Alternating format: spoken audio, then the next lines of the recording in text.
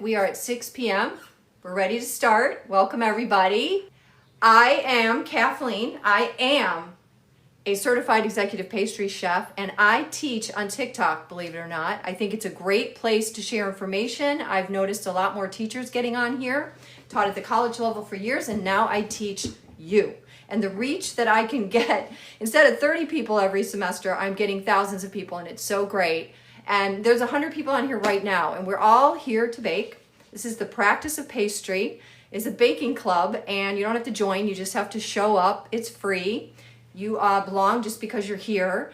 And every Wednesday at 6 p.m. I give a lecture and demonstration on a different baking topic or recipe that I post on my Linktree, and then I either make it and demonstrate it and talk about its ingredient function, how to make it, how to bake it, or on Saturdays I'm doing office hours, just like teachers do. And on that day, if there were any questions that I missed or anything you need to know, follow up, or stuff you want to ask me, because I've been in the industry since I was 15. So I can advise you on, should you go to school? You know, what transitions are you facing in your career? How can you turn your cottage industry into business, into something bigger?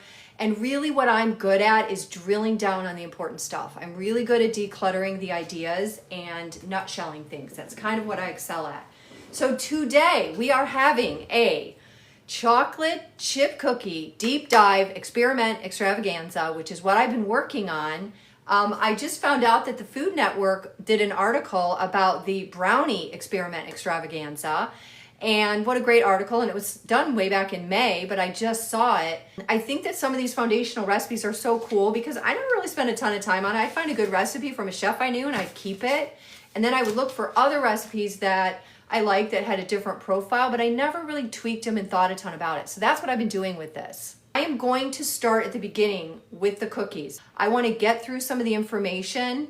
Just like if you were in class, you would be watching me talk and listening and asking some questions as we go along. But I'm going to start with some basics, okay? On my Linktree, I actually put quite a bit. I put this chart on the Linktree and these formulator recipes. So these are the recipes I'm going to be talking about today. And I'm going to continue to refer to this. I recommend printing them out. But if you look at this sheet, and I know it's backwards because it's TikTok, this chart is going to go through all the cookies that I have highlighted that I have found to represent a category. So we have Betty Crocker, which is sort of your old school.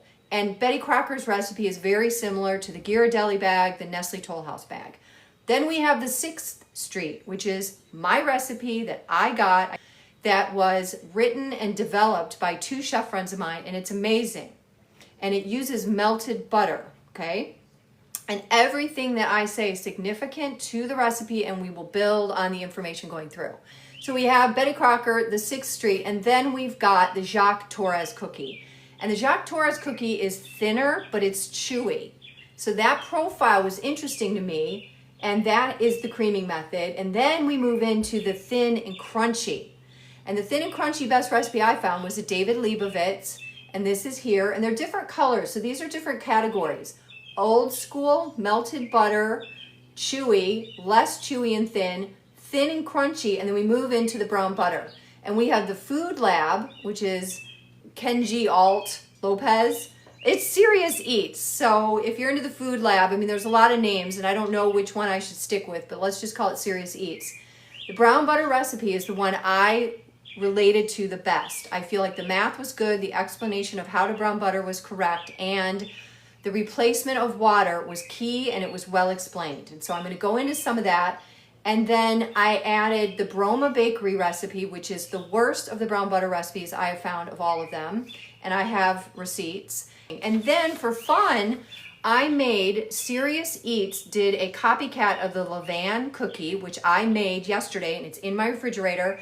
And I made a Brookie cookie.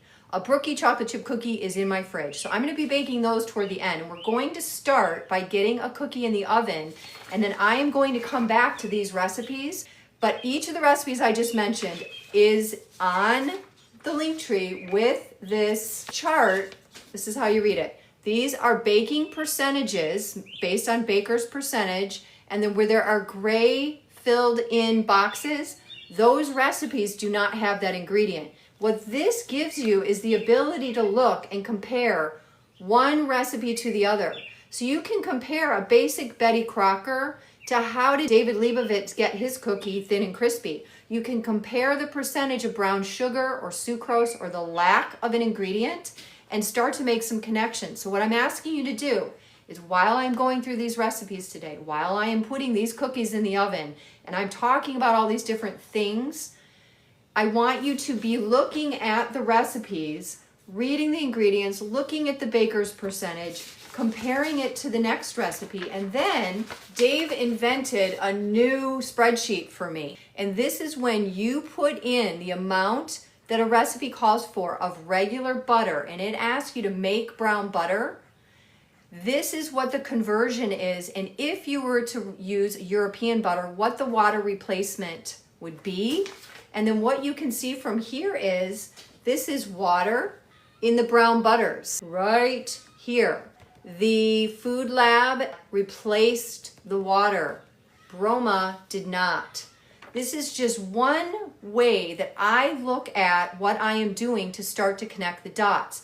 If you have discovered that the Broma cookie, after a day's rest, if you don't bake it right away, is really dry and crumbly, that's because of this gray box. And these are the kinds of things that I am teaching people, because I'm not just teaching you to bake, or if I just answer a question, you're not really going to learn anything. You have to start to connect the work that you do in your kitchen with the product that you bake, and think about not what did I do or what went wrong or what's out of my control, but what is going on with the percentages? What are the ingredient function of these? I mean, I get questions every day where people say, I'm going to do this recipe, and is it okay if I use this kind of, replacement?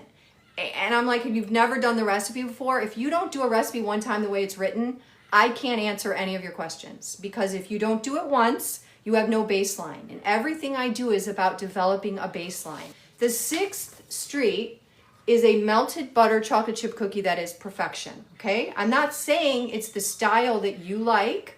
What I'm saying is it's perfection for a chewy around the edges, soft-ish in the middle, with rich, deep, wonderful flavor, moisture that keeps it soft for days, wonderful color, flavor, and it's very important to me that a cookie can be scaled up and down for 6 cookies or for 1,000 and remain the same, that it can be mixed by anybody in the room, anybody with any skill level. That's when a recipe works. Doesn't matter if you're new to baking or you've been baking forever. That recipe should work, and the 6th Street recipe works. I know it does because I've seen it work with beginning bakers in a classroom and with professional bakers. And then if it works at that point, it needs to be rested in the refrigerator. Do not bake a chocolate chip cookie right out of the bowl. That's just not how it's done. And I'm going to get into moisture migration later. What I do is I put it in the freezer. That is what they do in production. That way, on a morning when you show up at your bakery, you can pull the cookies you need, put them on the trays while you're preheating the oven, let them slack, throw them in the oven, maybe with a little Maldon salt or whatever, and you should be able to have fresh cookies every day. Were they made today? No, you didn't mix them today, but they were baked today, so they are fresh. All right, so this is on my Linktree, and if you are following along, I am telling you this is a different language, and it's going to help you connect the dots. These are baker's percentage, which is based on 100% flour. It's when you take your ingredient and divide it by the weight of the flour. You divide your ingredient amount by the amount or weight of the flour, and that is how you come up with your percentage. If you have a pen and paper, I'm telling you, today is the day to take notes. There's so much to be said. And I am giving a lecture, so if it seems weird that I'm just going on and on, that's why. And I think it's so strange. But just picture yourself in class with me. You'd be either sitting on a stool in front of a demo table, or we'd be in a classroom. So this is my list of recommendations from you guys. And it started out with brownies, and then it turned into hundreds and hundreds of recommendations for chocolate chip cookies, okay?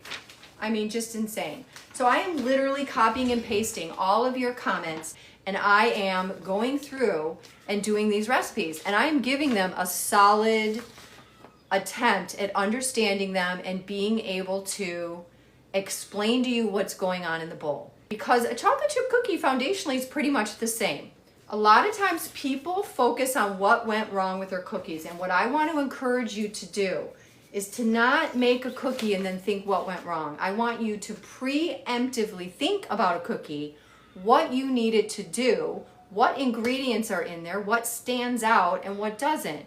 So most ingredients go like this: butter, sucrose, brown sugar, whole egg, egg yolk, flour of some kind, baking soda, baking powder, salt, either sea salt or kosher, like a fine or kosher, vanilla, chocolate chips, and then sometimes things like lemon juice, cornstarch, invert sugars like maple syrup. There might be molasses in there. Sometimes there are these other ingredients that are one-offs. I find them interesting, and when you find a recipe that has it, sometimes in the notes the author will explain why they added it, but what your job is evaluating.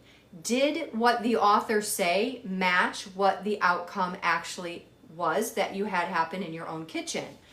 So then you get into the craziness of, okay, well, are you using the butter room temperature and creaming it? Or are you melting the butter and adding the sugars and paddling it? Or are you browning the butter, which removes all of the water, and leaving all the water out? Or are you replacing it? Are you replacing it with water, or are you replacing it with milk? All of these ingredients have other ingredients inside of them. So then we start to break the ingredients down and look at protein content, sugar content, solid content, water, fat, and other things. And so every single ingredient that I heard someone today online say, it doesn't matter if you use butter or oil. Well, oil has no water in it, and butter has dairy proteins and sugars in it and water. So it's completely different. So it behooves you to know what your ingredients are and what lives inside those ingredients. No one else is going to explain this to you. You're going to have to seek out this information, and I'll tell you a couple ways to do that. How Baking Works is a book that is assigned at almost every BPA program in the United States.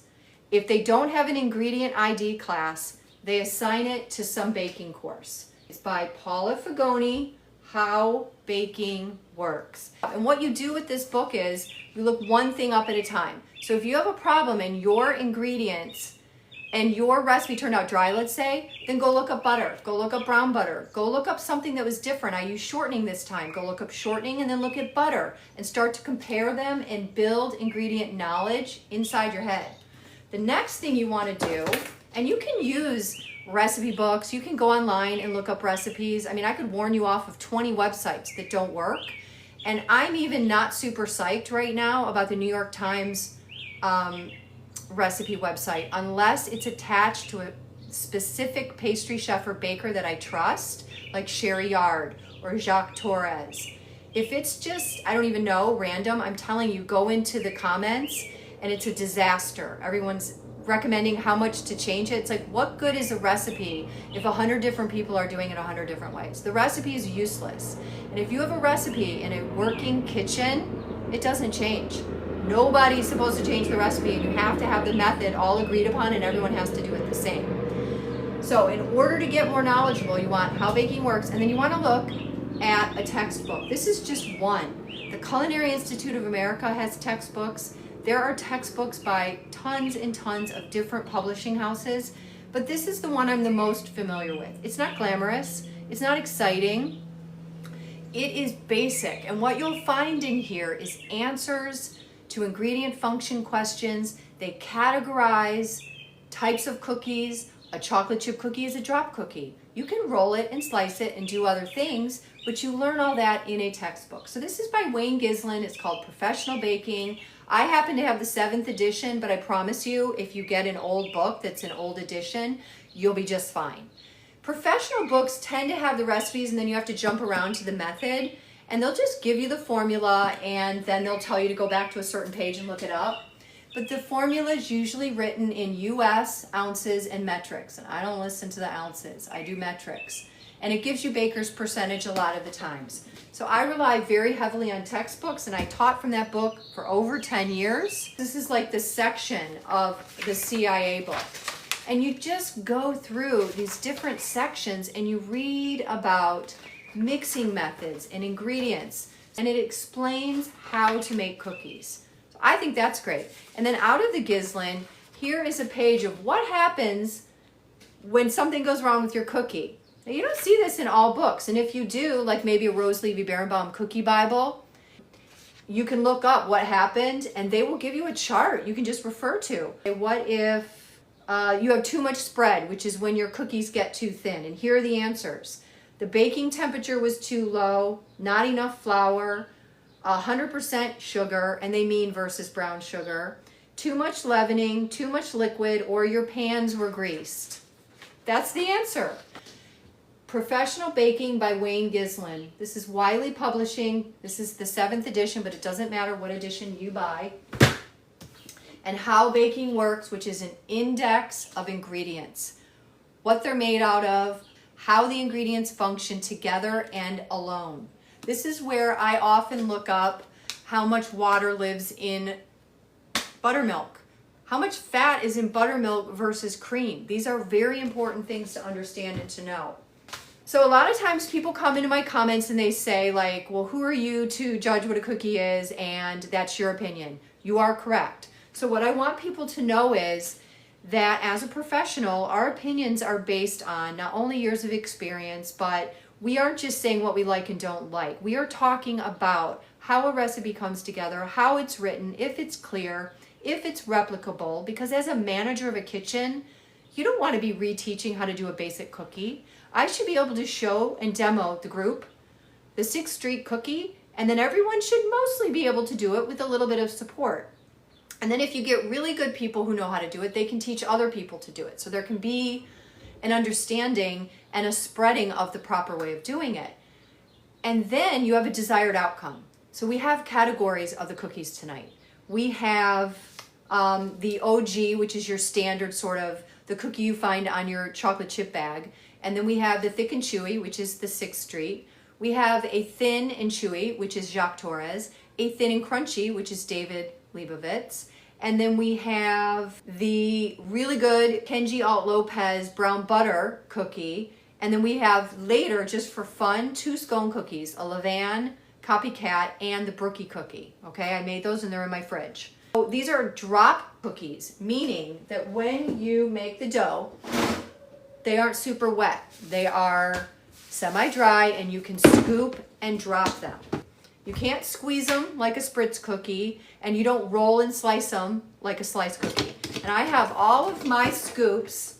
I call them scoops. Some people call them dishers. There's names for all of them. They live in this box and they come in different sizes. And I will tell you, this green scoop is a number 12. It's bowl wrap. And it is best for people who are right-handed, but lefties can definitely adapt. But if you are left-handed, what you want to look for is a scoop or disher that looks like this. That way it doesn't matter which hand you're using, okay? I'm right-handed, so I have a set of these in every color. The Brookie cookie specifically said it should be 5.5 ounces, so I used this size white handle disher, but my nightly cookie is this size.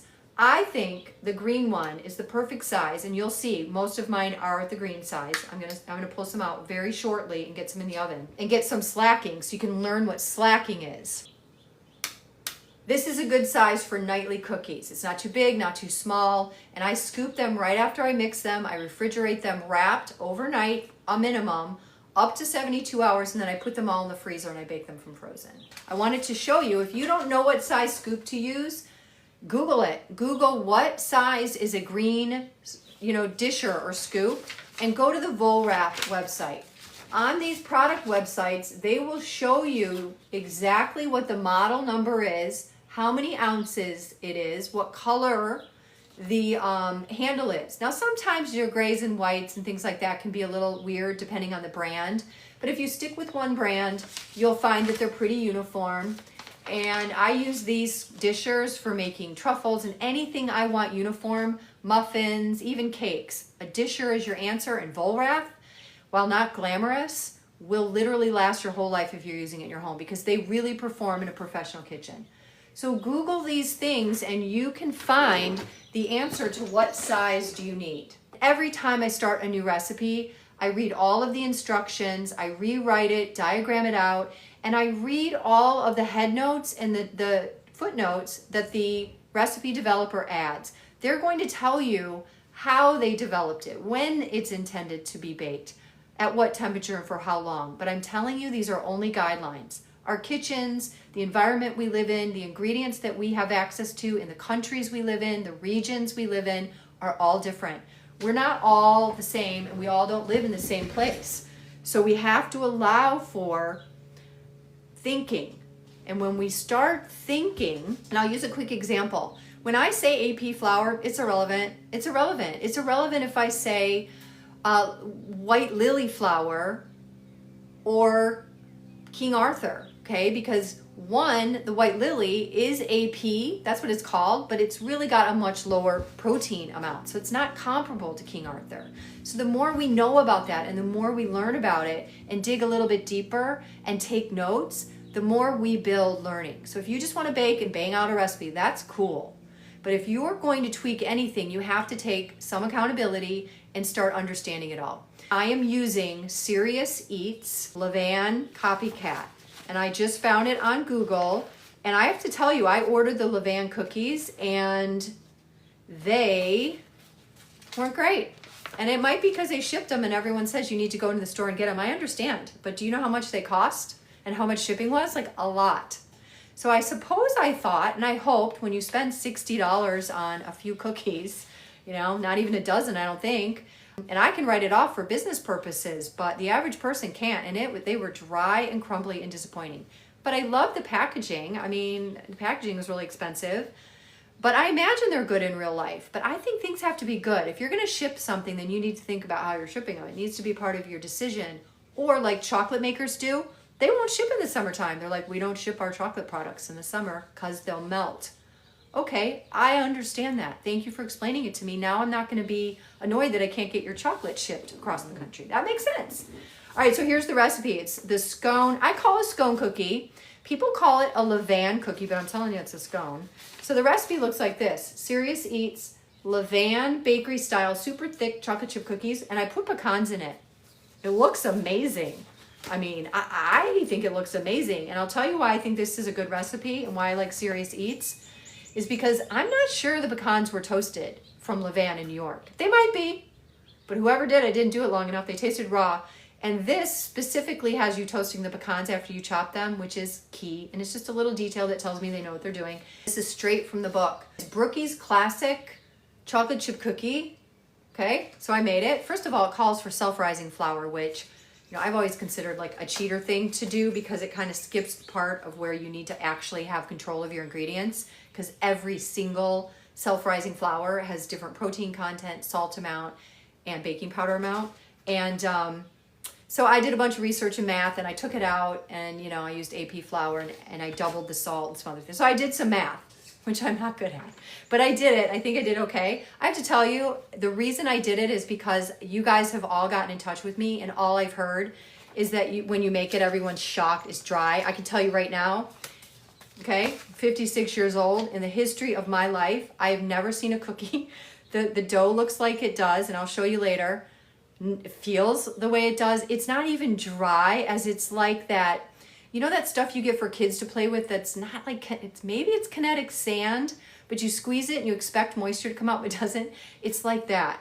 Very weird. So I'm very excited to bake it, actually, because there's nothing bad about trying things and like connecting the dots and learning. Yeah, I'm so excited. So those will come last. I am going to do a quick fit check, pull my hair back. We're going to pull some cookies out, because while they're doing their thing in the oven and slacking on my countertop, I can be talking ingredients, recipes, and explaining everything that I've been doing all this time. In my kitchen, playing with chocolate chips, which turns out to be one of the greatest teachers of all time. We're gonna talk about tools, ingredients, mixing methods, how to bake, my nightly cookie, how to roast it, and all the different ingredients. And what I want you to try really hard to do is, instead of having a fixed mindset in terms of thinking you know what you know, try to use this time to just relax a little bit and open up your creative juices and think, what don't I know about a chocolate chip cookie? What is it? Because I know how to bake really well and I can actually wing it. I just don't, okay? I don't because I want a good result. So when I started this, I was like, okay, well, I think I like this chocolate chip. Then I started eating them all and I was like, well, I don't like that brand. That's interesting.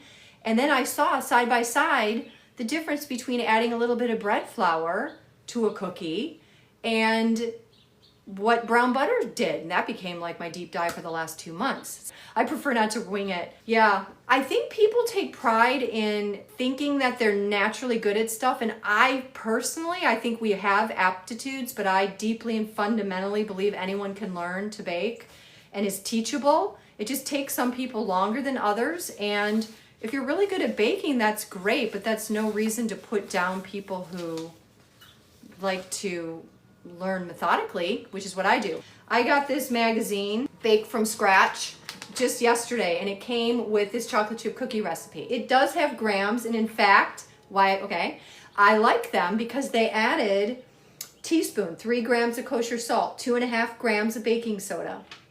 Perfect, thank you.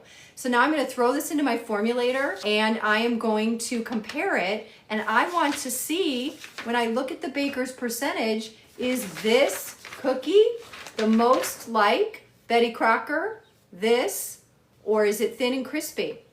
I don't know. I have to do the work. Isn't that amazing? It's so exciting. So what I want to teach you guys how to do is to become recipe developers, because you should be able to take a recipe, all of you creatives out there, and when you change a tiny bit of an ingredient, you should be able to see the percentage move and go, oh yeah, that's good, that's enough. Or I went too far. Too much baking soda, it's too puffy. And you'll be able to dial things in. I also want to show you, I'm almost embarrassed, but you guys know this is how I am. These are my folders for my chocolate chip cookie extravaganza, and they range from the actual recipes, which is like gluten-free and vegan, chewy and crunchy, creative variations, which are the kind that have like miso in them, and sourdough starter, which is fun. And then I have viewer submissions, just so you know. Some of you have submitted your own original recipes, and I will be getting to them. And then I have ingredient function for days. And then what else? Let's see. And then I have ingredient function broken into these categories. So I look at moisture migration, flour, butter, brown butter specifically, everything about brown butter. Very complex, very technical skill, by the way. Non-fat milk solids and how they work in chocolate chip cookies, which is milk powder. Oat cookies, oatmeal.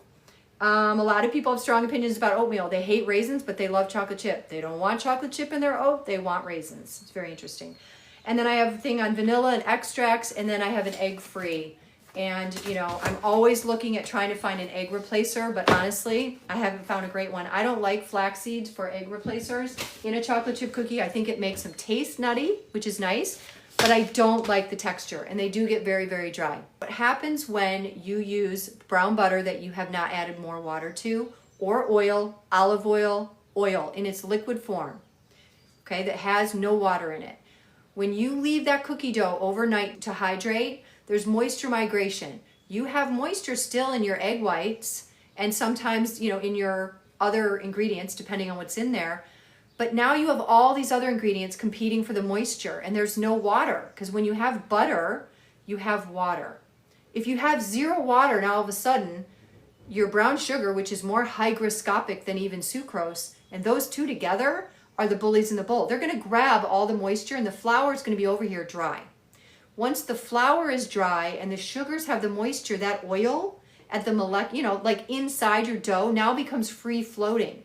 So I really like the butternut recipe. I know you guys all like the butternut brown butter recipe, and I liked it. But I tested it and ran it through its paces, and eventually it did get that greasy feeling. The suggestion I would make for that recipe is that the moisture content is at 1.72 for replacement, and there is a little bit of lemon, but it's not even 1%. And the other ones replace the water at between 18 and 11%. So you need to go from 1 or 2% up to at least like 11 to 15%, just to get that oiliness taken care of. Because when you give it more water, it gets dispersed more evenly. Then your bullies get their water, but the flour, who's not a bully, is just sitting over here without the water. The sugar, and the brown sugar especially, takes all the water, and the flour is the shy child, or too polite. And that's why the Broma brown butter cookie does not work, because there's no water replacement, and the recipe doubles down on brown sugar. The other brown sugars are around 50 to 65%. With a balance of sucrose. The Broma recipe is way up at 91% brown sugar, which is higher than any cookie I've ever seen it. Biggest bully in the bowl. And then lowers the sucrose, so that's why you can't bake it beyond raw, because then it will scorch. And it all makes sense when you start looking at these percentages. What chocolate chip cookie recipe do you recommend for the beginner baker? You know what? That is a great question, and it's a good segue into me making the 6th Street cookie. On the Linktree is the 6th Street recipe, and on here you're going to see the ingredients, the amount in grams, and then the percentages by baker's percentage and how to make it. And I'm going to talk about it right now because I have it in my refrigerator and my oven is ready to go. But I need to get ready to work, which means I need to pull my hair back and do a quick fit check. First of all, I'm going to go pull my hair back, my crazy frizzy hair, and I will be right back and we'll do a quick fit check. I'll wash my hands and then we are going to get baking. Give me 2 seconds. Woohoo! We are not in it for the fashion, we are in it for the work. I'm gonna get an apron. I use cheap white aprons that I get a fresh one every single day, just like I do my white towels, and I keep them clean and safe. I personally don't feel like I'm working unless I have my apron on. It just kind of feels like I have my armor and I'm ready to go. I've really developed a good habit where I don't lean on counters, because that's how you get your clothes and your apron dirty. I mean, take one chocolate class and before you know it, you'll learn to stand away from the countertop. If you are working safe in the kitchen and you are a dork like me, you do not have jewelry on, you have short, unpolished nails that are clean, no jewelry, hair up, and clothes that are safe, and I wear clogs. Clogs. The clogs I can kick off in an emergency, and they're safe, and they're also hard on the top, so if anything drops on my feet, I'm safe. Boom, boom, there we go. This is my handy dandy IKEA cart. These are my little sheet pans. These are the ingredients I want to talk about. They're very average. And then these are all my chocolates and flours. But I'm going to push this over here so that I can move my camera so you can get a screenshot of my countertop. And I'm going to wash my hands. I'm making these cookies for me, but nonetheless, I want to have really good clean habits and be safe. We are baking cookies that I have already mixed into cookie dough. We are doing a chocolate chip cookie deep dive. I'm going to bake these and show you what they look like and how I manage raw dough. And I'm going to talk about the recipes as I go along. Let me wash my hands real quick. All right, so let's see. Let me get the cookies. So this is my refrigerator. It's a home refrigerator, and I'm going to start with the 6th Street. But can you see, these are the Levan style, and these are the Brookie cookies, but these are my 6th Street, okay? I'm going to show them to you. So I just have a residential refrigerator. I don't keep anything else in there because we live over there. And when you have savory food in your baking refrigerator, it's all shared air. So if anything smells like garlic or anything like that, your cookies are like a sponge. They are going to absorb the smell. I have a lot of cookies. Should I show you guys the freezer real quick? I'm gonna pull these too. Look at all those cookies. So these are like vegan, gluten-free, oat, and a brown butter. So we're gonna pull those out so I can slack them. I'm gonna show you how I do that. So this is the 6th Street.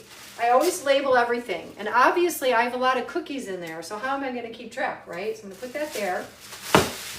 And I buy quarter sheet trays from Restaurant Depot. And I get a lot of questions about these.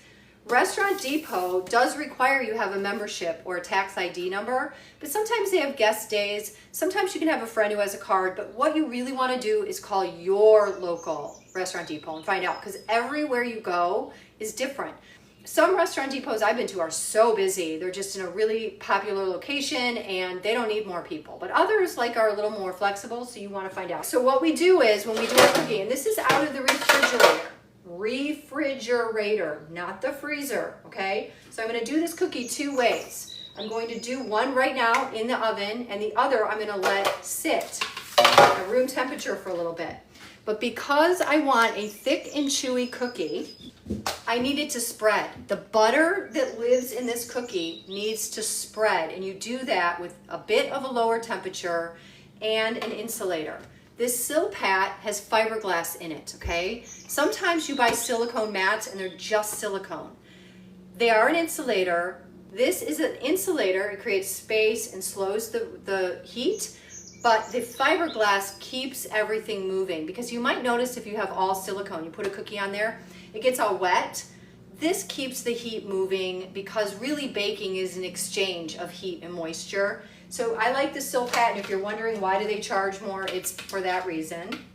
It's because they have fiberglass inside and they are a little more high tech. This chocolate chip cookie recipe is the 6th Street, and in it we have butter that I melt, sucrose, which is table sugar, brown sugar, all-purpose flour, baking soda, sea salt, eggs, egg yolks. I use chocolate chips from Ghirardelli. This is my favorite, 60% Ghirardelli.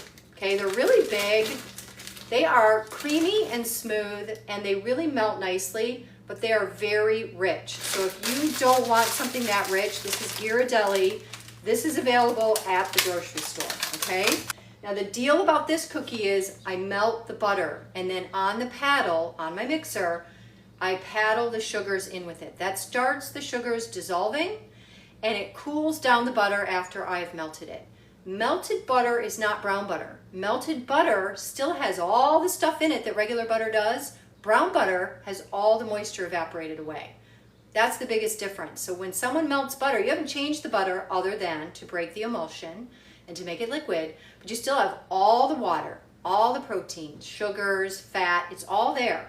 All the solids that live in cream, which is the mother of butter, mother of all dairy, right? Dairy gives you flavor, the Maillard reaction, color, creaminess, emulsification. That's what dairy does. So when I talk about ingredients, I might say butter is a fat. Sucrose and brown sugar are sugars or sweeteners. Baking soda is a leavener. And then eggs, whole eggs, have water in the white and protein, which builds structure in the cookie. And the yolk, the added yolk, is 32 grams. That adds emulsification, because in your egg yolk lives lecithin, naturally occurring, and that emulsification makes everything come together nice and smooth and stay together. And then the chocolate chips are at a whopping 66.67%. Now this cookie I made yesterday, I'm gonna place here. They kind of flattened out because I scooped them and they were slightly warm, and I probably should have waited a moment, because as you pull them off the machine, they have a little bit of friction. So I have 2 on Silpats, single tray. I'm going to put these back in the bag and back in the refrigerator. And this is the 6th Street cookie. All right, these are going back in the fridge. And I'm going to take 2 pieces of tape, and I'm going to write on here what these are. 6th slack cooler. So that tells me this one came right out of the cooler, and the other one is going to be slacked. And basically, I'm just going to leave this on the countertop. Now the other thing that I like to do, and a lot of people like to do, quite frankly, is add salt to the top of their cookie. You can use kosher salt. I like diamond kosher. Look at the moisture. Diamond kosher salt is a nice grain. I think it's great. Sea salt's finer. And Maldon salt is very fancy and expensive. And I've seen people cooking with this, and like, this is meant to go on top of stuff, like a really nice truffle or a cookie. I like to put the salt on the cookie before it goes in the oven, because it sticks and melts a little bit. It dissolves a little bit, because you want things to meld. So I'm going to use the Maldon salt because I like the crunch. It's very, these are very big. If you've never bought Maldon salt, I mean, look how big that flake is. They're pretty big. And so I'm going to sprinkle a little bit from above. And then this is going to go straight into the oven. And I'll save all my salt for later, and my kosher. And that just comes down, do you want it to be a little crunchy? Do you want to be able to feel it, or do you want it to dissolve away? So I'm gonna go pop this in the oven with you guys. My oven is a propane oven. It is not fancy, but I'm gonna show you exactly how I bake in my kitchen. This is my nightly cookie routine, okay? But you wanna open your oven quickly. I have this set so that it's 350 degrees. I'm gonna set my timer because I know this cookie and I know my oven for exactly 8 minutes. Meanwhile, my cookie's slacking, and I'm gonna go ahead and get started on a couple of frozen cookies. So I'm gonna pull out of the freezer the Food Lab, and I have a gluten-free and a vegan, believe it or not. So these are frozen. I don't wanna leave these out a long time because they'll get a ton of condensation. So I'm gonna move very quickly.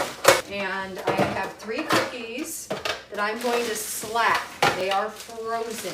Food Lab is brown butter. Tate's is the thin and crispy. And my Quick Oats oatmeal. Parchment on one. And can you make a prediction about which one's getting the parchment and why? So I'm gonna take the Food Lab, which is brown butter, chocolate chip cookies. I'm gonna get one that has more chips. A lot of times these are lighter in color and kind of soft. That's the brown butter. Close that one back up. The oatmeal I want to spread, and oatmeal doesn't like to spread. So I'm gonna put that on my Silpat to help it spread. And then the Tate's is going to be something that I want a higher heat to get it to spread and then set and get crunchy. So it's going to go onto a parchment. And I do not have salt on any of these yet. I'm gonna do that right before they go in the oven. And my cookies are going to go right back into the freezer. And I face them so the labels are all in the same direction. All right. These recipes are all right here. You can look at the ingredients and talk about it. But I'm gonna label them so I don't lose track. So we have Tate's, we have oat, and we have Food Lab brown butter. And I'll tell you what ingredients are in these. So now these are just gonna slack. And you know what? It doesn't matter if they go 20 minutes or longer. I'll just leave these over here so you can see them. And I actually want to look at the recipes, so let's see. We'll talk more about the ingredients specific to our recipes that we are working with today. Jacques Torres. So I have a timer set. So the timer does not tell me when my cookie is done. It just reminds me that a cookie is in the oven, and that's it. Can I use shards of chocolate instead of chips? That's a great question. I'm gonna show you my chocolates. This I buy Calabo from Restaurant Depot, and they actually, this is all real chocolate. But when I did the Jacques Torres, I ordered the chocolate directly from him. And then you've got Nestle Toll House. These are the chunks. This is the chips. And then if you're using regular chips, these tend to be smaller. Like the Ghirardelli White, they're smaller. And then Guittard makes a lovely dairy-free. If you're looking for a good brand, I really like the Guittard brand. So here's what we see. These look like chocolate chips, and I think that's confusing to people because it looks like a chocolate chip. But a chocolate chip technically is not chocolate. I mean, it can have cocoa butter in it, but it's what it has extra in it, not what it doesn't have. This is just cocoa butter, milk powders, sugars, things like that. But chocolate chips have emulsifiers in them. That's why they stay in the chip format even after they're melted. These will melt and sort of go flat. A chocolate chip's going to stay. When I first started, I was like, well, I called it a dead ingredient, an add-in. And now I realize the percentage that you use really affects the texture of the cookie. So you're looking at a nice texture, color, and then what flavor are you getting? So to start with, the flavor, you know, this is milk, this is 54%, so it's like a semi-sweet, and this is a white. I really like using real chocolate for cookies. I really do. This is another one. This is 58% Calabo, but it's a much bigger bag, and it's also couverture, but it's a different shape. And this is more like a disc, okay? So even then, I didn't know. But what I did when I did the Jacques Torres is I ordered the cookie directly from Jacques Torres when I ordered this. And I saved some of this chocolate because I'm gonna make it again When I get to the end of the extravaganza, I'm going to do side-by-side comparisons. But this is so fascinating because he does what's called shingling. These thin pieces of chocolate, look how much thinner it is than this guy and how much bigger. So in the Jacques Torres, and I wouldn't have known this if I hadn't ordered the cookies directly from New York, they smush the cookie down a tiny bit before it goes in the oven. And then these guys, they shingle and they go on top of each other. Let me break this apart. So they go on top of each other kind of like a roof line with a little bit of dough between. And it creates a texture that's entirely different than this, that's chopped up, that's entirely different than a chip. So the texture really does impart a huge effect on these cookies. And then when you get into flavor, this is creamy and melts in your mouth really nice. This is a Ghirardelli 60%. And I always thought I liked the Ghirardelli white. This is chalky and it's overly sweet. I don't enjoy it. And then the Nestle Toll House. I mean, I meant to look at the ingredients. I swear there's cinnamon in here. So you should become a voracious label reader. Sugar, chocolate, cocoa butter, milk fat, soy lecithin, natural flavors. I don't know, but this is chalky and very sweet, a little gritty, and it tastes like it has a little cinnamon in it. But I don't hate it, but it's definitely different than this. So you choose what you like, what flavor profile you're going for. Now, I have a hard and fast rule that whenever a recipe developer writes the recipe a certain way, I do it the way it says. And you know, some of these recipes are half milk chocolate, half semi-sweet, and I don't question it. I just do it. All right, so this is what I do every time at 8 minutes, okay? I am going to turn the oven down to 310, and then I'm going to show you. I'm going to move quickly, but I open the oven, and I want to show you what it looks like. That's what it's starting to melt. Starting. Okay, I don't want to burn myself. And I did move it around a little bit. I'm in a double pan it. I lowered the temperature of the oven, but before I am done, I'm going to do this. I need to get the temp down. This is just how I do it, okay? And I would do this at a professional place too. I would open the door. I need it to come down at least to like 320 because a lower temperature is going to give me more spread. And I want this cookie to be chewy and thick. I want it to spread, but just enough. So I'm combining all these different concepts so that I can get what I want. And you know what I didn't do? I didn't set a timer. I'm going to set a timer for 10 minutes.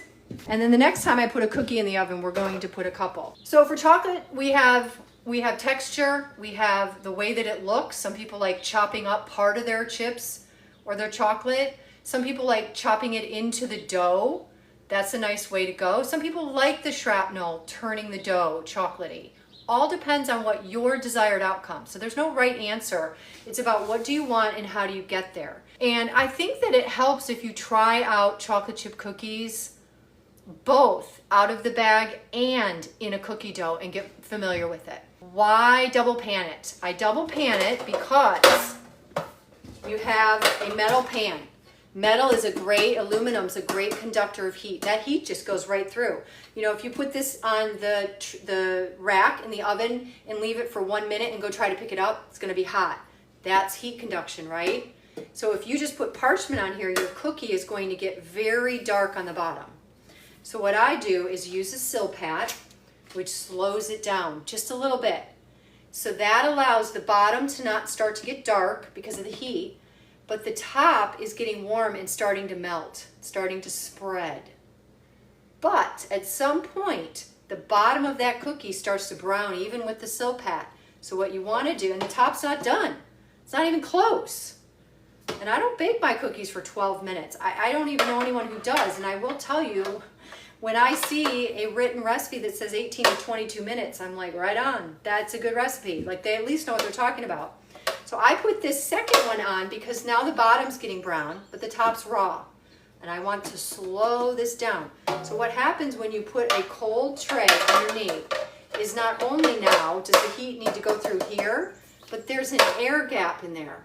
It has to fill up the air and then get to here again. So it slows the heat.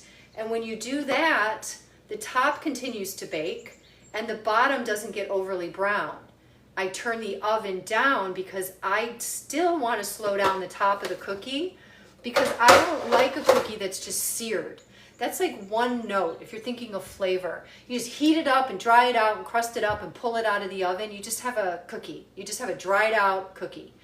When you do what I'm doing, you slowly allow, just like when you slowly cook something with proteins and sugars in it, you slowly allow your cookie to go through these systems that you started in the bowl during your rest and moisture migration in the refrigerator, and then it continues in the oven. And after you pull it out of the oven, it continues on the pan, on your cooling rack, and then I like to eat it after it's sat for like 10 minutes. I put it on a cold plate, not cold from the fridge, but just a plate, and then I leave it a sec, and that's when I eat it. It's just a sweet spot for me. But I mean, I dial in every part of the experience that I want to enjoy. And these cookies, the ones that I'm making right now, the 6th Street that are in the oven, like I said, they're a bakery cookie, and that recipe is for a 20-quart mixer. If you are looking to open a business, it's a great recipe.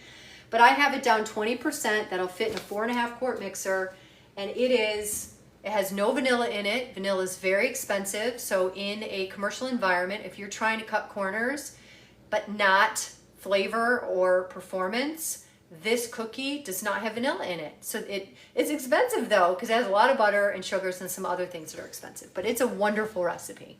Slacking is when you take your cookie dough out of the refrigerator or the freezer and you let it sit like I am.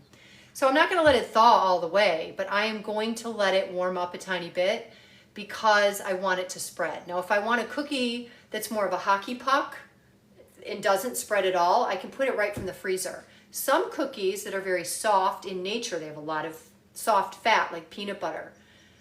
There are dry cookies like oatmeal cookies that don't like to spread because they're tighter. So the peanut butter one, I might only slack for 20 minutes and the oatmeal for 35. Like, you kind of have to dial in your own recipes and cookies. So the discs that I have, these are from Jacques Torres, and they're like Belgian chocolates. And you can only order them in this 2-pound size. I mean, I could probably dig around and find out where he got them, but I think he's got it locked down. But it's like a Belgian chocolate that is like no other chocolate. It's really, really good. And you can use any chocolate. You can spend as much money as you want. But this Cocoa Berry Calabo is a really great brand. They've got different names all over the world. They are available at Restaurant Depot. It gives you what you need. It's like high end, but at a better price.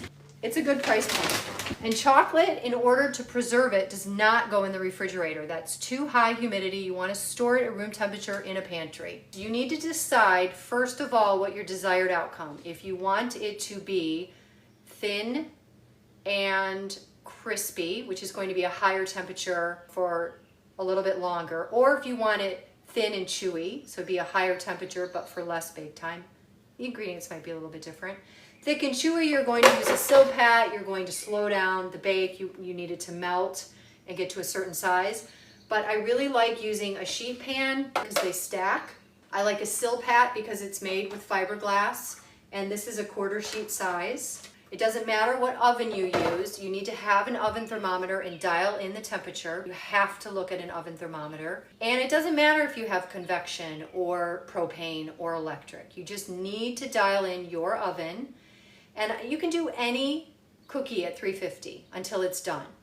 Everything that I'm offering you in terms of double panning or using parchment versus Silpat or lowering the temp or these things are next level dialing in, thinking like an ingredient and how you want things to end up. So it's always about what is your desired outcome. And then, honestly, you can just Google what makes a cookie spread more. It's not just in the oven where your cookies are happening. So if you want a recipe, you have a basic recipe, you want it to spread more, if it's regular butter, you should be able to do a longer creaming phase, add more air cells, and that means it will spread more. Yes, the smaller bag, I want to eat one. I get that urge. These are from Jacques Torres. And I forget how much these were, but I ordered them with the cookies, which were really good. Jacques Torres House Selection. Dark chocolate. It's MrChocolate.com is where I ordered it. 2-pound bag. And I mean, I wish I had a 5-pound bag. It's my favorite chocolate, but I only have this tiny thing, and I'm gonna save it for when I test the Jacques Torres toward the end. Because as I work through all these recipes and I start to find good ones, because I start with the best recipe developers. And when I read the lesser ones, I just get red flags and I don't even want to waste my ingredients. But as I dial it in, and I have a lot of recipes to go through, then I'll come back to the top in each category. In commercial environments, you think, oh, it's a Garland or it's in a really expensive bread oven. People drive their ovens. They learn, like when we would have a spinning convection with the rotating oven, you know, you load it up with all of your trays, and the top gets like a lot of air, so we would put pans up there that just blocked the air, and then we'd have to weight it with really heavy steel pans so it didn't clank when it went around. And then as you're working, you're pulling what's done and you're moving some up and down as you go until everybody's good and pulled from the oven. And until everybody's good, you are working and driving the oven, that's for sure. So that was 10 minutes. Isn't that shocking? 10 minutes. So this one didn't, let's see. I'm gonna show you what it looks like. My rule is to always have 2 mitts because you never know, but it's all puffed up and it's getting dark on the bottom. That's not even what it usually looks like, which is funny. So I'm gonna bang it. We'll just put it back in. Every time I make this recipe, it's slightly different depending on what's going on in the house. So it's still gonna be good, but I would like it a little more of those rings. It's only been 24 hours and I never bake those less than at least 72 hours. So oftentimes, as you guys have learned when you're working with me, it's just kind of like we work and we deal with whatever I've got going on, but sometimes that's the issue. The silicone and silpats are slightly different in that a silpat is made with fiberglass. And that means better heat conduction. So if you've ever used just a silicone mat and baked on it and noticed that it gets condensation, and then you pull the cookie up and it's all wet, you won't get that with the silpat as much because the fiberglass is going to do a much better job of conducting heat. So as soon as this cookie is good enough to bring out, I'm going to crank the heat back up on my oven to 350, and then these guys are going to go in, all of them at the same time, which is risky, but it's 719, so we're going to do that. And then I'm going to pull the levain style. Right now, I'm going to pull the 2. Call them scone cookies. I don't know why levain, because the levains aren't the only one doing it, although maybe they did start it. All right, so I'm going to look at my notes really quick for these cookies. I've never made them before. 350 cold dough. Okay, so a Serious Eat says it has to be cold. I think they both need to be. So I'm going to, that one needs to puff. I'm going to do parchment for these because I've never done them before. I'm going to do them on a single tray. And I'm doing that because it's kind of a baseline and I'm not going to mess with it when I've never done it before. So this is the levain, or the Brookie. Look how big it is. It's huge, 5.5 ounces. And it's super dry. It just looks different. It's just dry.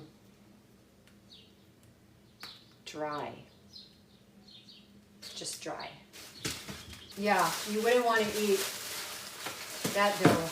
But these are the Food Lab. Which one should I grab? Oh my gosh, I can tell. Just they're moist.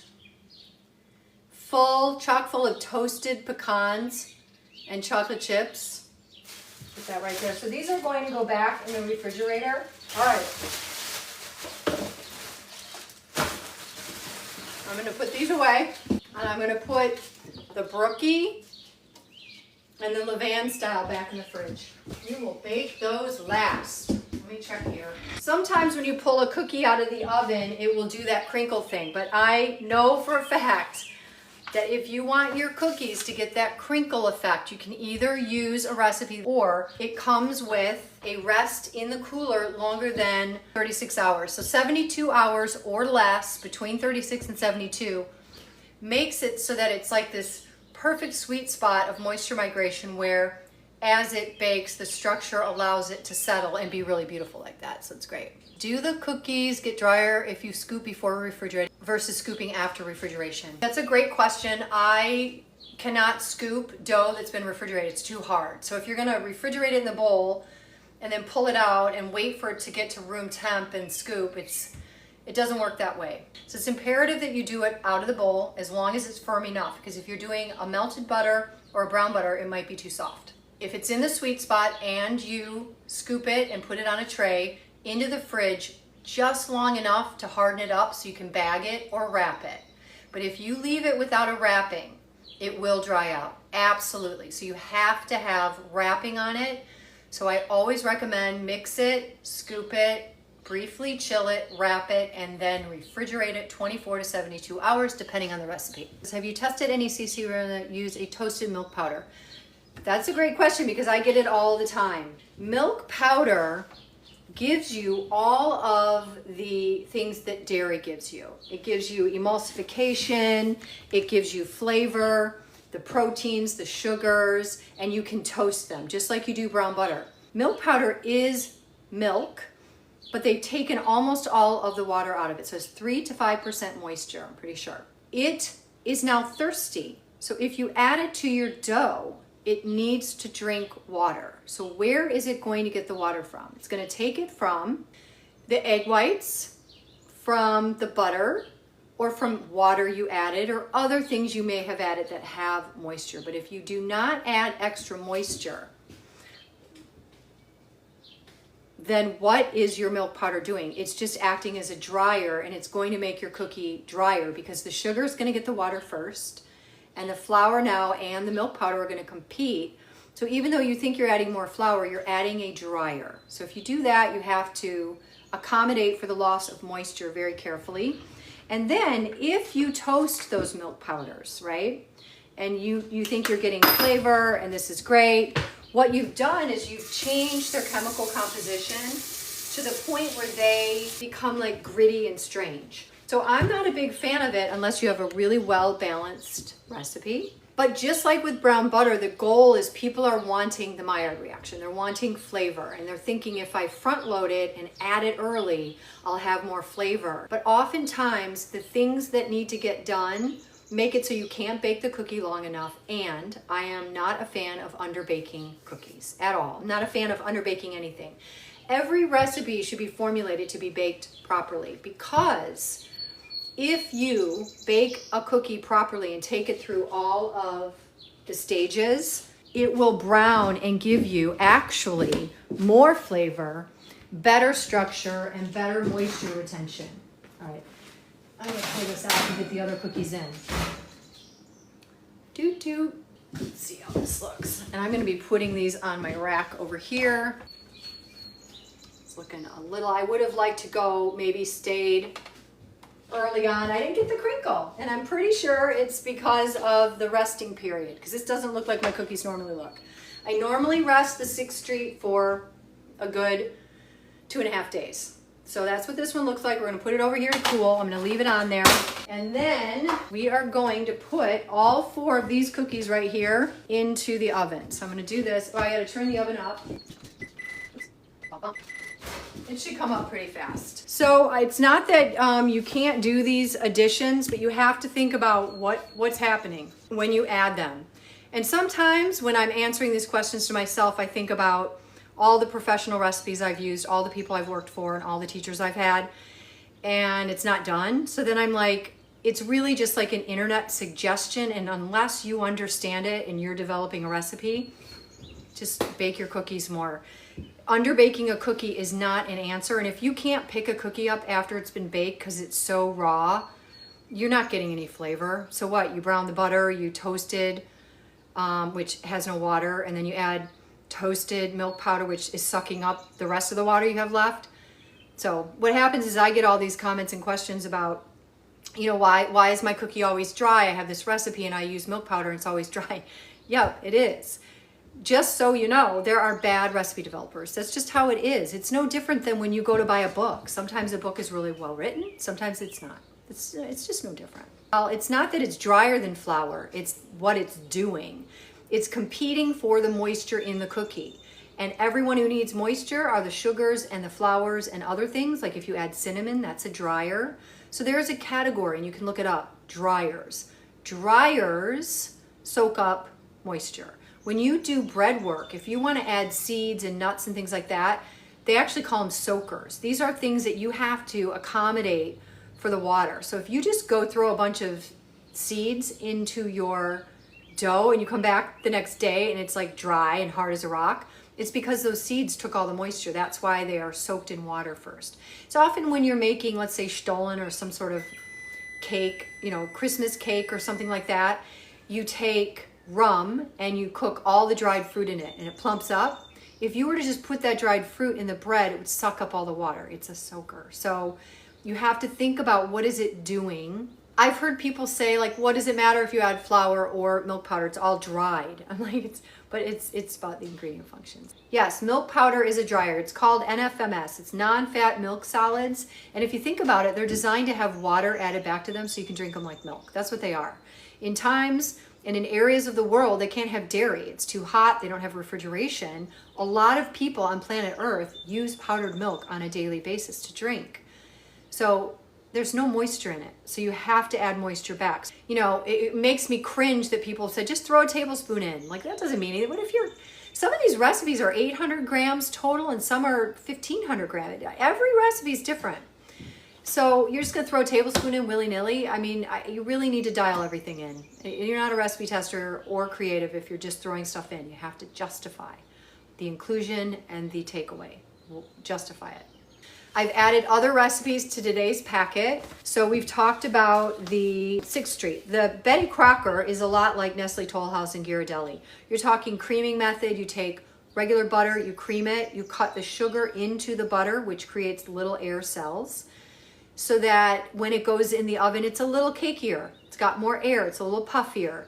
When you melt butter, like I do in the 6th Street, it is more dense. It's a different texture. You get different spread and a different mouthfeel. That's the biggest thing. Can you give other examples that are opposite of drying ingredients? Well, opposite of drying ingredients would be ones that hydrate. So, and they all have different water amounts, but we are talking adding back milk, cream, water. I found out that to make a thin and crispy cookie, they add water. It makes it spread more, and there's more white sugar, which makes it crispier. But when you hydrate while mixing, you add more water. So you can add it through dairy, milk, cream. You know, in theory, if you want to get creative, you can add lemon juice as an invert sugar. So when you're adding molasses, maple syrup, honey, glucose syrup, trimoline, which is often added into bakery cookies, that gives it a nice chew, but it also retains moisture. That's why when you add a lot of molasses to a ginger cookie, it stays softer than other cookies. All right, I'm gonna go ahead and put these cookies in the oven. I'm gonna put a little salt on all these. These have been slacking. These cookies range from thin and crispy, that's Tate's. That's my oven's theoretically up to temp. This is a brown butter on a Silpat. This is the 6th Street. It's the one I just did, except it's been slacking on my counter all this time. So we're gonna compare one that went in right from the refrigerator to one that's been sitting on my counter slacking. So that's gonna be interesting. And then this is the oat cookie. An oat cookie made with oats, and these are quick oats, soaks up more water and it's tighter, okay? So it's a little drier. So I'm gonna push down on it like so to give it a head start, because it's not going to spread like the other cookies. And then I'm going to sprinkle some kosher salt. I'm going to skip the mold and I'm just going to do kosher. Kosher salt. This is Diamond Kosher.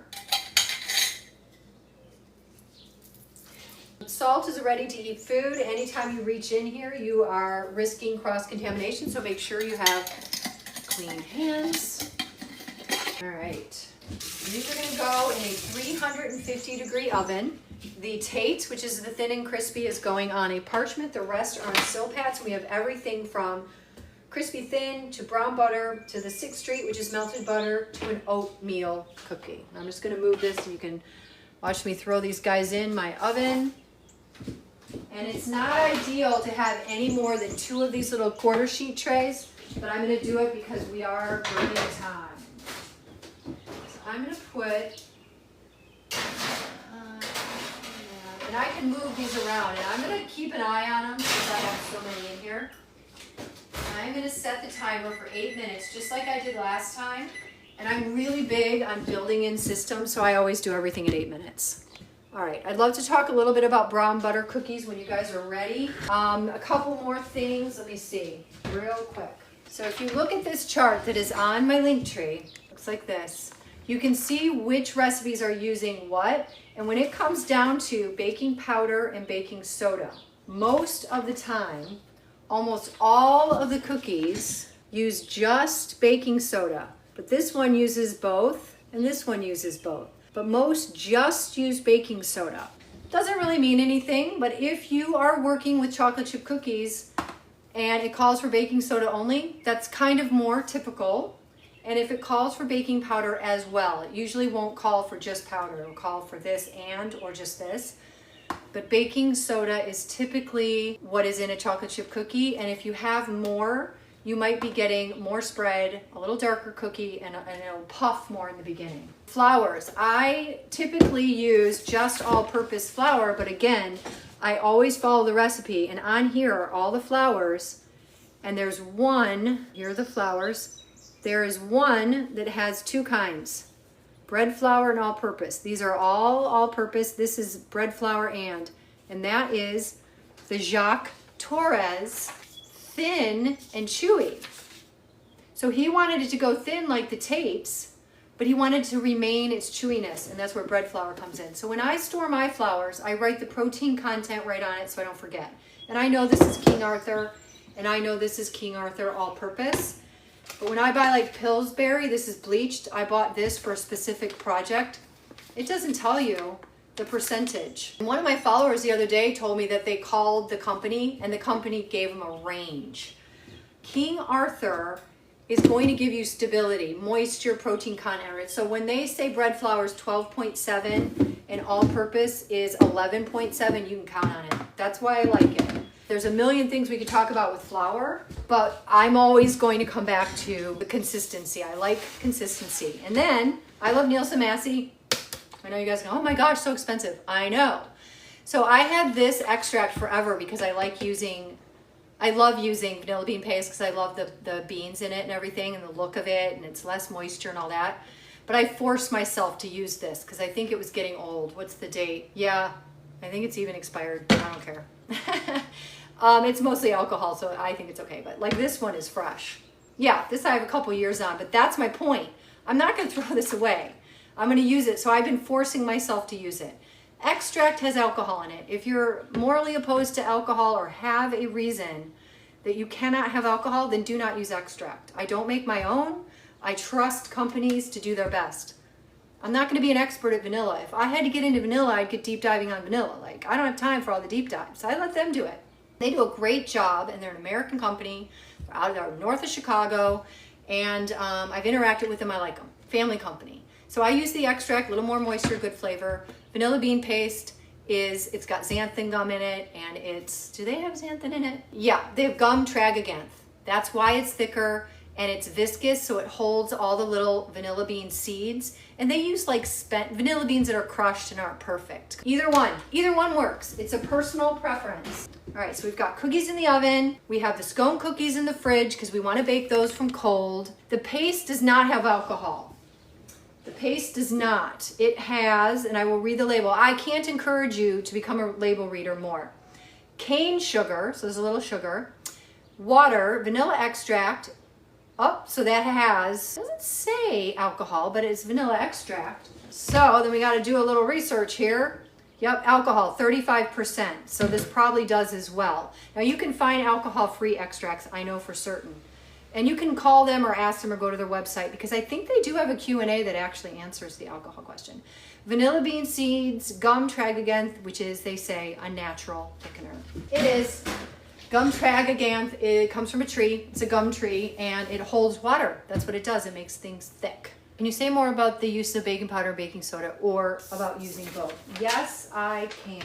Let me, some of my notes. What did I want to say? So baking soda is typically your go-to. Baking soda reacts to the acids in your cookie. And the acid in most chocolate chip cookies is brown sugar. The molasses has an acid in it and it works really well with this. Baking powder is double acting. It has baking soda and like a little bit of cornstarch to keep the acid. It has an acid and it has baking soda. The cornstarch in it keeps those two from interacting. And the baking soda is going to give you spread and a little bit of color. And the powder is going to give you more of a puff. So that's why it isn't in the 6th Street. So if you want it chewy, you're most likely talking just baking soda. If you want more lift and a little more puff, when it says double acting, they're all double actings. Let's see what lives inside of my baking powder. It says it's gluten-free. It has cornstarch, sodium bicarb, which is this, ingredients, sodium bicarb, and then a monocalcium phosphate, and that is like an acid. Let me go get my mitt. Let me get my hot mitt. All right, so we're at 350. Most likely, I'm just gonna be moving these guys around. I'll try to give you a quick look without letting oh, look at that. So that is the brown butter. You know what I didn't do?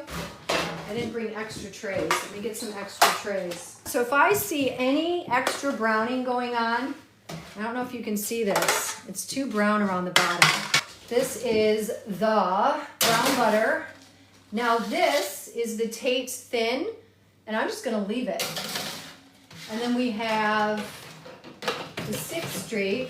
This is the same one we just did, and I'm gonna go ahead and put a tray on it. I want it to spread more. And then here's my oat. And it's not gonna spread anymore, I smushed it.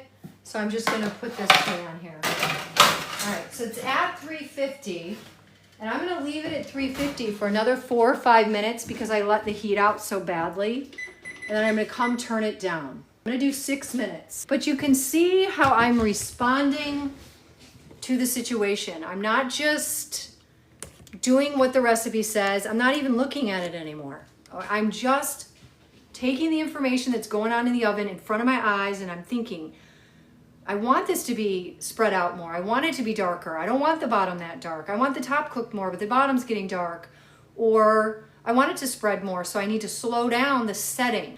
When you get it in there and heat, it puffs up, and then if it dries out too fast, it's just gonna stay that way. If you give it heat, it puffs a little, but the heat is mellowed, it'll melt. So you have to think about those things. Let's get into the brown butter. I'll try to stay calm. So I found that the Kenji recipe, which if you look at this, I put this on the Linktree, you will see that 225 grams is how much the recipe calls for. That is 2 sticks of butter. When you brown it, if you are using European butter like Plugro like I am, it's going to on average take away 13% of the water. When I did the math and I added up that he has you add back 30 grams, it equaled 225. So I was like, okay, we're on the right track. So instead of doing 225 grams of butter right now, and then browning it, and then weighing it or whatever, and then adding back the 30, I want that brown butter ready to go. So what I'm proposing, these are recipes are written as, is that you make the brown butter and put it in the fridge. I'm gonna go get mine. I'm gonna show you what I have. And it doesn't even matter what these are scaled out to, because now this is no different than butter I have in my, just like in a box. So this is my brown butter, and it should be, I know that the butter started out at 225, but if you look at the formulator sheet that's on the Linktree, after you brown it, you need 195.6 grams. So I can take this and scale that out and then add back 29.25 grams. That's the exact amount when you get, so he's saying 225 grams of whole butter, make it into brown butter, and then add back the 30, and it totals 225. So if any of you are making brown butter, removing all of the water, doing it properly, and replacing it, you're good to go. Now, Butternut Bakery has you do that as well. 2 sticks of butter gives you a cup. So if you brown it and then put it into a glass measuring thing and then add water until it gets back up to the cup, you're kind of doing the same thing. But I highly recommend doing scaling, okay, using grams. Now this brown butter I made yesterday. I made the brown butter and I let it cool and then I poured it into here. What happens to the butter is, these are crystals and they re-solidify. So look at it, how it's sliding. It constricts, so it pops out, and this is what it'll look like. I turn it over on my cutting board. Looks like a flan or creme caramel. And now I can cut it from the top, and people say, well, how do you know you're getting everything in there? Well, you're just gonna have to cut it and put this back on here.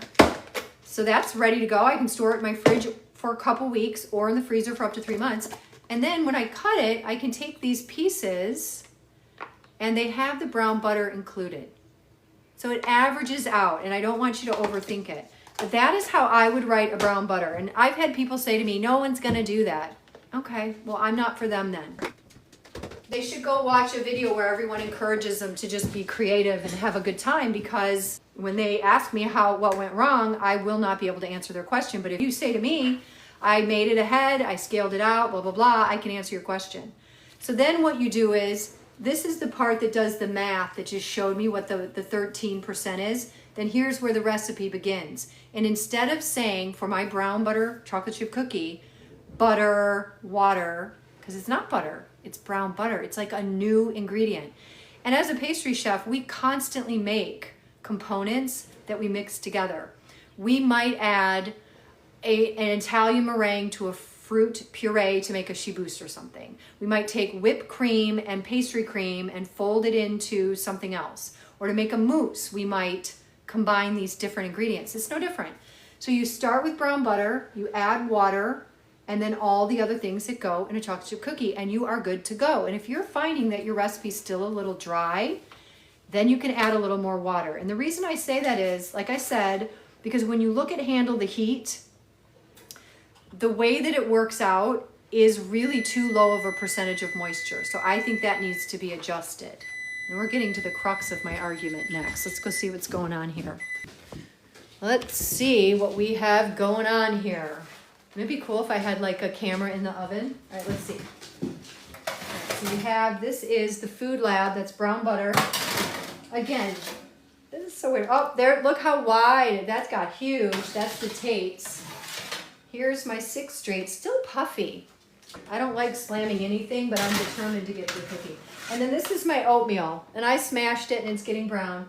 So now what I'm gonna do, I'm gonna leave these all at 350 because I have such variety in there. I come back and discuss the Broma recipe from a perspective of why I found it problematic before I even did it, and why, when you're looking for a recipe, what you need to look for. No, I didn't set the timer. Bacon, egg, and cheese. All right, we're gonna do 5 minutes. I'm telling ya. So here's what I have to say about the Broma recipe. Like I said, a cookie needs to be baked a long time to go through the Maillard reaction. So when a recipe is developed to be underbaked, it's simply, it's just not, it's not right. I don't know what to say.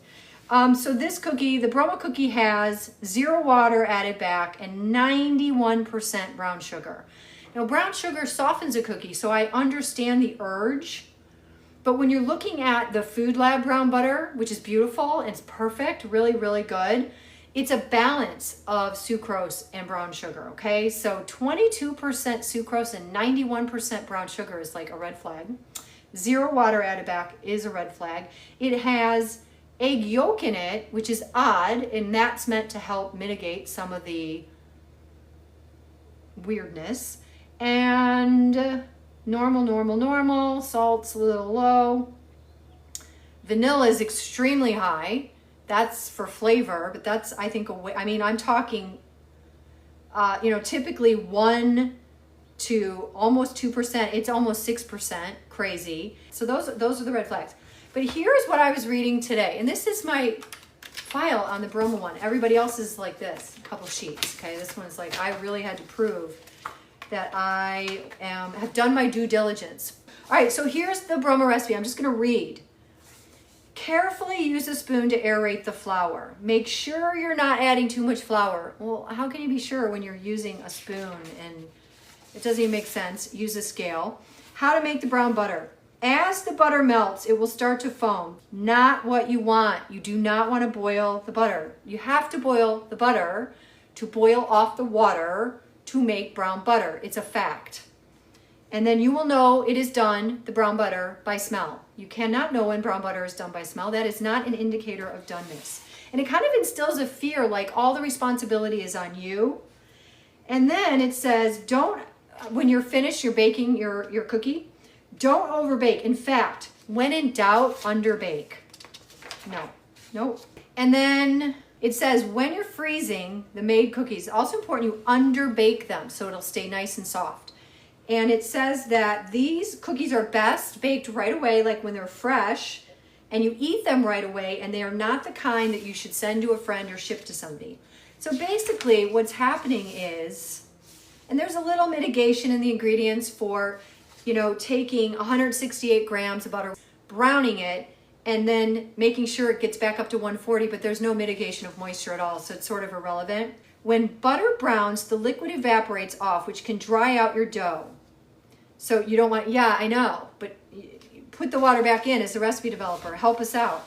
And then it says if you want to be really, okay, so there's that. And then it says brown butter can evaporate off at different levels. So sometimes you may be left with less liquid than others. Yes, with this method, you will be left with wasted money. That's my opinion, and I'm sure the Broma people are going to come for me because there are a lot of people who will defend the social media person, and I asked one woman why she was okay wasting her money. So it's your money. So that is what I'm going to say. So if you're looking at recipes, not just about that one recipe, okay? There are thousands of recipe developers out there. That just happens to be a popular one. So you just want to watch it. Ooh, this is perfect. All right. So this is Tate's. I know you're probably thinking it looks too dark. It is not. I'm going to take it out. This one looks nice and brown. That's the 6th Street. And this is the Food Lab. That looks a little different than normal. Put it over here. That's why I like stainless steel tables. And this is my oat cookie. So I'm going to bring these all over to my counter and we are going to talk about them. And I'm going to, right now, I'm going to put the Brookie cookies in. Let me move a couple things. Put some of these ingredients over here. I'm going to turn, that's at 350. I'm going to put these in the oven. We have, and this is so exciting, somebody help me get the actual Brookie cookie. This is the Brookie cookie, and I'm baking it just like you're supposed to. And this is the Levain cookie. And I did make it probably smaller than they do. So it looks like the poll is done. Who won? Cinnamon rolls, you guys. I feel like my kids tricked me. But I'm into it. I'm gonna figure it out. Stinkers. So what's next after that? Nobody wants anything else. You want the cinnamon rolls. All right, so we're gonna be able to look at these as soon as they cool down, just a wee bit. 3, 5, we have 7 cookies we baked. So exciting. So pastry flour has lower protein content. And if you think about a flour, let's just say, the more protein it has, like bread flour, the less starch it has. So when pastry flour has less gluten, less protein, it has more starch. So you cannot make pastry or cake flour on your own. What you want to do is look at the recipe that you're making. In England, they call cake flour sponge flour because cakes are sponges over there. So you want to look at what kind of flour do you need and what is that general percentage. Like I said, some AP flours have lower protein than other cake flours. So you have to start to look. Pastry flour is really hard to get. I have to order it from King Arthur because a lot of people, including Bob's Red Mill, have stopped making it. So when I order it, I order a lot of them and I order from King Arthur because you have to pay shipping and it's ridiculous. So I'll order like 8 bags and use them up. But what I like about King Arthur is they write right on their label, 8%. Not all pastry flours are 8%. So you need to decide what protein content are you looking for and then you dial it in with your brand. So it doesn't matter where you live, what country you live in. If you're using an American recipe and it calls for pastry flour, 8% protein is your average. Just find a flour that does that. That's why I say think like an ingredient and then you can figure all this stuff out on your own. Okay, so we've covered a lot tonight. Talk common language. It's gonna be so much better. Uh-oh, I didn't set the timer. I'm gonna set it for 8 minutes. Every Saturday at noon, I do office hours. I'm a teacher, and just like in real life, I would have office hours once a week. So noon Saturdays, Eastern Standard Time, I come on.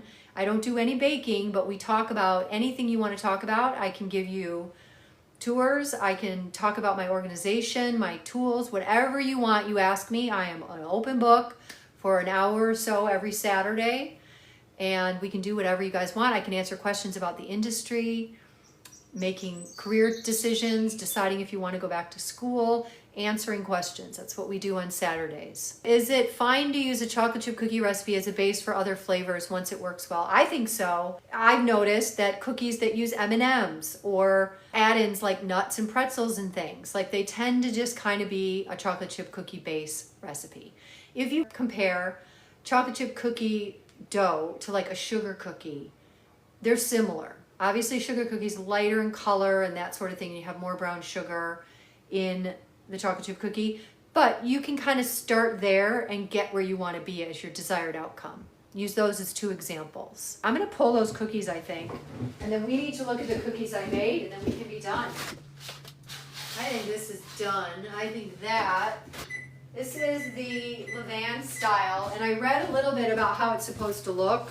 It's supposed to be brown and golden on the outside, but still, you know, like kind of underbaked in the middle, but you know. All right, let's look at our other cookies. What do we have here? We need to get the 2 6th Street. These are warm now. All right. So I'm going to go through the cookies, and then you can think about what's going on here. And then we can say goodbye until Saturday. I hope I covered a lot that's hard to get into one video, and I always say if you watch me enough, you will start to get, you'll think, why is she being repetitive? Because everything I say is repetitive. Baking really isn't that complicated if you begin to notice and remember what ingredients do, how they work together, and you know, how they lead to a desired outcome.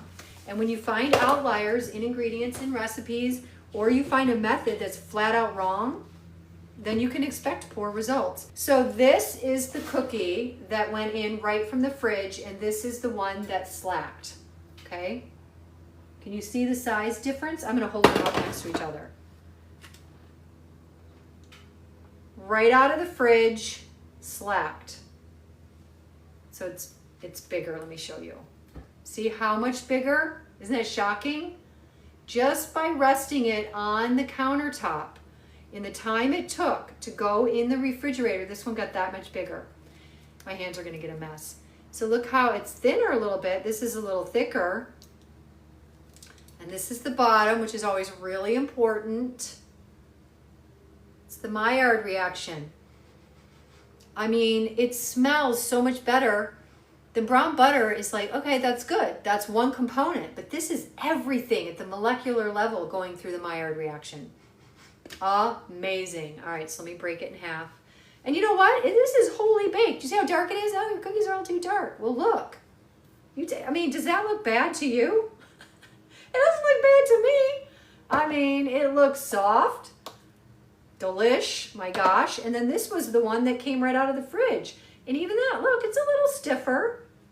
It's still soft and gooey. Look at it. And that's only 66% chocolate. All right, so that's the 6th Street. I just think it's so cool. All right, so let's look at the next thing. I mean, I can't make this up. It's a story that writes itself, right? All right, parchment. Thin, crispy, but it's Tate's, right? I have to tell you, Tate's did not come out as crunchy as David Lieovitz. That's why I like David Lieovitz better, but I didn't have any because I ate them all. But this is Tate's. This is Tate's. This is like the one you find at the grocery store. It's the original one. So Joanne Chang's was nice. That's what David Lieovitz used, but he made it crunchier, okay? That's so good. So this is Tate's, like the one at the store. Look how big it is. Remember, it was the same as the green scoop. Look how thin. Now, if I had baked it a little bit longer, or maybe 5 degrees higher, it would be a little crispier. But this is gonna bend, not be crispy. but it's not as bendy and juicy as the other. See how it holds up when I lift it up? It's not falling apart. It's not wiggling. Here's the back. Look how nice and dark. And then if I just let this cool a bit, and really, trust me, this cookie should have gone on a cooling rack without the pan. It really needs all that moisture to evaporate while it's cooling. That's how you get a nice crunchy edge. So that's the Tate's. Now we're gonna look at the next one. Let me go see what's going on in the oven. My hands are going to be messy. Okay, let me see. I mean, I don't know. I feel like I should turn it down just a notch. I'm gonna give it 4 more minutes. And her notes were that it should go a little bit longer, so she knows what she's doing in terms of she knows her cookie, but I think those cookies are meant to be filled with really juicy stuff and like just crispy on the outside, not cooked on the inside. I mean, I don't even know. All right, so here's my double pan. This is my oat cookie. So I smushed it, remember, before it went in the oven? So it's all craggly. I think the flavor is all in. I like craggly. And these have golden raisins. And I go through the golden raisins before I bake the cookie and I pick out all the ucky ones. I use just the plump, beautiful ones. And I put a little salt on here. There's white chocolate chips. So even though white chocolate chips are sweet, golden raisins from nuts.com are like huge. They're almost like a plum. Like it's crazy. Very different than other dried out yucky golden raisins. And then when you bake them dark, like get it really nice like that, it toasts all the proteins in the oats. It gets all in the cragglies. Oh, it just smells like butter. And the way to smell bakery is like rough it up. You like smush it and you smell it. That's what you do with bread. You squish it. And it really just smells like toastiness and butter. And you can see that even the white chocolate chip got a little caramelized there. I mean, it's not hot enough to caramelize, but you see how soft it is inside? So it's like soft in the inside. So whatever people are seeing when they say your cookies are overbaked, what I'm telling you, they are perfection. You can pick them up, you can eat them, and if you had a blind taste test, and I know for sure, like, don't be afraid to bake your cookies a long time. It's a trick. Food Lab, brown butter. There we go. So when I made this after, I don't think this needs to slack as long. Anyway, long story short, if you go back and watch the Food Lab brown butter cookie, it looked better than this. So it could be a lot of reasons, but it doesn't matter. We're gonna look at it as is, no excuses. It's pretty flat. It's got a nice, beautiful color. And remember, this is the one that I replaced the water in. Now, sometimes if you don't replace the water, this will be all greasy and it'll leave grease on your hands. It's not greasy. That's a good sign. Also, it won't have a good smell. It'll have like a weird smell and it'll be dry and weird unless you bake it immediately out of the bowl. So this has none of that. It's soft, but again, I don't know. I think this is when I slacked probably too long. And I think this cookie now, it's all thin. So see how all of the chocolate chips have spread out? If it had remained thicker, it would have been a nicer consistency. So I'm gonna taste all these later, but that's the brown butter. And I am stacking these. What else do I have? These scone kind, they really want you to eat.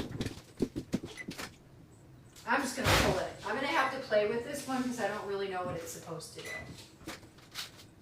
The Brookie cookie actually has a temperature and you're supposed to eat it not before it goes lower than 100 or something. I don't even know. All right, let's see if this is hot. Okay, I can do this. All right, so this is the Levan cookie. And I bought this cookie from Levan in New York City and had it shipped to my house. Ooh, it's heavy. Way heavier than any of the other cookies. Like, way heavier. Okay, now I'd have to look at all the ingredients, but see how it didn't spread? See how thick it is? I mean, I kind of get it now. Whoop, not super dark, it's falling apart. So it is good, you know, to do it when it's, yeah, the inside is utterly and completely unbaked. Problematic. So I'm gonna have to play with this a little bit. I mean, it's a total, I can't even pick it up. So I think what has to happen with these scone cookies is they get baked, so the outside, and I've read the descriptions, should be brown and crunchy, and the inside is just barely baked, a little bit like a scone. And then you have to let it rest or sit to re-solidify, but then there's a sweet spot where it's still warm, but the starches have all, re-solidified. So that's for now gonna have to sit. I'm gonna have to check it later. And then I'm not gonna be able to pull this guy off of here, but I am going to pick it apart a bit. So this is the Brookie cookie, and I'm gonna be doing a video on any of these cookies that I whipped through. And I have a vegan, and I have a gluten-free by Alice Medrich in the works. I've already made them, and I have the video. I just haven't had time to edit. So here's the Brookie cookie, biggest cookie, and it's 5.5 ounces. I'm not going to be able to pick it up, but this is a monster. Let me pick it up by the parchment. Yeah, I mean, it's very heavy, and you need to let it sit. And it's got temperature gauges. And it's, you guys have, well, do you have the notes? Perhaps not. Let's see. Let me see. So like I said, I got the Brookie recipe from a viewer. It's not, she's written a book. So you're either going to have to go to your library or call somebody. But basically, you're supposed to let it cool for 15 minutes. And then it's important that it cooks during these 15 minutes, according to the notes. So this is what it looked like. And I did change from self-rising flour to regular flour. I increased the baking powder, which is in self-rising, and I increased the salt amount. And it is in grams, which is nice, but that's it. So I won't be able to eat this until it gets a little cooler. But that is the Brookie cookie. Everyone says it's super dry. I mean, I don't know. I didn't like the dough, and the color's not that great. But she's very popular, so I don't know. I don't know what to say. I'm going to have to do a little more research. I mean, that's a wrap, man. We've done a lot. We have, I mean, like I said, I have a whole batch of them. I am going to run them through their paces, and I videoed it, so I will be reporting. All right, so we are doing, it's 8:34, I'm gonna go. All right, so, so this Saturday, I will see you all for office hours. You come with all your questions, we'll just talk, it'll be fun. Anything I didn't get to, please come back, ask me. And then next Wednesday, the baking club continues with cinnamon rolls, and we're gonna make them soft and lovely, and hopefully I'll have a couple variations I can talk about. And we'll talk ingredient function, and I will have some that I can bake. We'll mix up the dough, and I'll walk you through how you can make it in your home. If you have a business, at what point can you refrigerate it or freeze it? How yeast, instant yeast works. I don't use dry active yeast. And we can talk about all that kind of stuff. So I'll see you Saturday at noon Eastern Standard Time, and then again next Wednesday for the POP Baking Club, where we bake together, we learn together, and any questions you have, I get to answer hopefully right away, and if not, I get back to them.